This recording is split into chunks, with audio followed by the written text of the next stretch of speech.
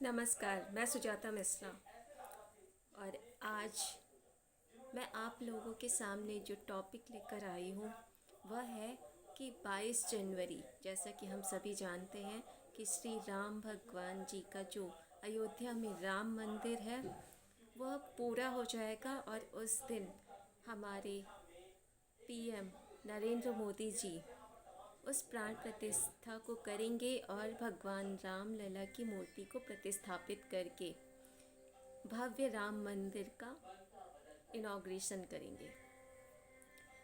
मोदी जी ने अपील की हुई है कि हर घर में दिवाली मनाई जाए, क्योंकि जैसे कि हम सभी जानते हैं कि जब भी श्री रामचंद्र जी का नाम हमारे धर्म में आता है या फिर उनकी बात चलती है तो अपने आप ही जो हमारा मन होता है वो ज्योतिर्मय हो जाता है। तो उसी ज्योति को और भी प्रकाशित करने के लिए उन्होंने अपील की है कि 140 करोड़ जो लोग हैं वो सभी 22 जनवरी को अपने घरों में अपनी इच्छानुसार दिए जलाएं और राम ज्योति जो एक लॉ है उसको हर जगह प्रतिस्थापित करें। और ये चेन टूटनी नहीं चाहिए। हर किसी घर में हम सभी को अपनी आवश्यकता के अनुसार 10, 11, 12 या फिर 21, 51, 108, 1000 जितनी आपकी इच्छा हो उतने राम ज्योति जलाकर भगवान श्री राम का स्वागत करें। क्योंकि हम सभी जानते हैं कि जो भगवान हैं वो कण कण में रहते हैं, तो इस दिन का हम सभी को लाभ उठाना चाहिए और हर घर में राम ज्योति ज़रूर जलाएं। इसके अलावा हम 22 जनवरी को और क्या कर सकते हैं। हम सभी जानते हैं कि जहाँ पर भगवान है वहाँ पे स्वच्छता होनी ही चाहिए। तो जितना हो सके अपने घरों को स्वच्छ करें, सुंदर करें, फूलों से सजाएं, रंगोली बनाएं, स्वादिष्ट पकवान बनाकर भगवान को भोग लगाएं और यथासंभव आपके अगल बगल जो भी लोग हैं उनकी मदद करें। अगर ऐसा कोई नीडी पर्सन आप लोगों को दिखता है जिसको किसी चीज़ की ज़रूरत है, क्योंकि अभी जैसे बहुत ज़्यादा ठंड पड़ रही है तो ऐसे स्थानों पे आप कंबल वितरण कर सकते हैं और कुछ ऐसे गर्म चीज़ें उन्हें प्रोवाइड कर सकते हैं जिनकी उन्हें आवश्यकता है। इसी प्रकार जो सड़क वगैरह होती है, रोड है, उस पर हमें सुंदर रंगोली वगैरह का मिलकर वहाँ पर बनानी चाहिए। क्योंकि भगवान राम हर जगह ही आएंगे। ऐसा हम नहीं कह सकते कि अयोध्या में ही वहाँ पे मंदिर में प्रतिष्ठापित हो रहे हैं तो उसकी जो ज्योत है ना वो पूरे भारत पे ही फैलेगी। तो हम सभी को चाहिए कि हम अपने जितनी भी जगह है उसको प्रकाशित करें कि उनकी कृपा दृष्टि हम सभी पर आए।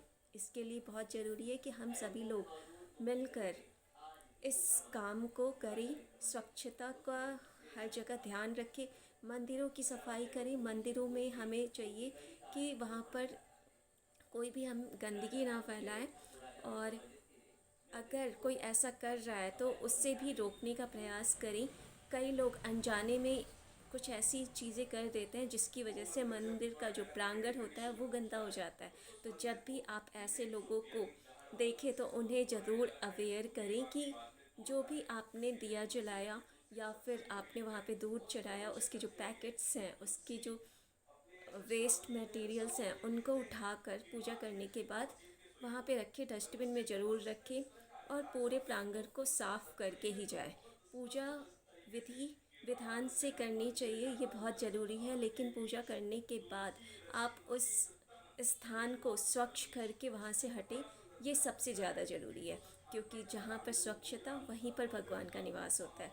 तो हमारे जो प्रधानमंत्री मोदी जी हैं उन्होंने जो सभी लोगों से अपील की हुई है उनका हमें सम्मानपूर्वक इस चीज़ का पालन करना चाहिए। और मैं सभी लोगों से विनती करूंगी कि अपने अपने घरों के पास जो जगह है उसको साफ करें, सुंदर करें।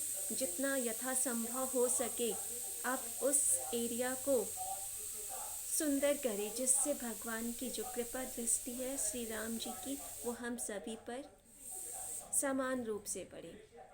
क्योंकि ये जो भारत देश है वो श्री राम का है, और भगवान की जो प्राण प्रतिष्ठा है वो राम मंदिर में हो रही है, लेकिन उनकी जो कृपा दृष्टि है वो पूरे भारत पे बरसे।